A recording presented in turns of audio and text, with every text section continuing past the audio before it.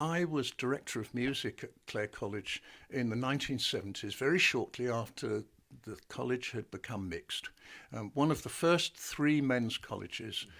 After almost 650 years, they decided they were going to admit women. Very brave they were. There were predictions of doom and that academic standards would plummet and that the college would go to rack and ruin. But they went ahead and did it.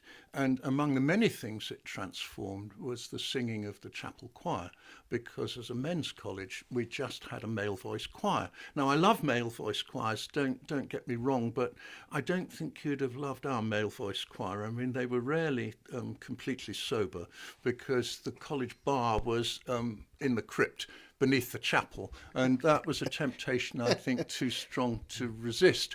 And when women arrived in 1972, we suddenly had a top line of very motivated, very musical young women who wanted to sing the kind of music that their brothers had been allowed to sing in cathedral choirs, but they were not.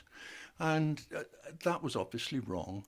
And somehow I thought there's a message that I would like to get across, that a mixed choir can perfectly validly sing the music originally written for boys and men, whether it's Palestrina or Lassus or Bach or Schütz or anybody really. It won't sound the same, but it's just as good. And I found that very exciting to work with. And so I had 4 years of trying to show the world that there's no reason you can't have a mixed choir. And it was the most amicable of rivalries because, of course, next door we had King's College Choir continuing to do their thing as they do to this day with boys and men. And it's a tradition I love and would never want to see compromised or allowed to die out.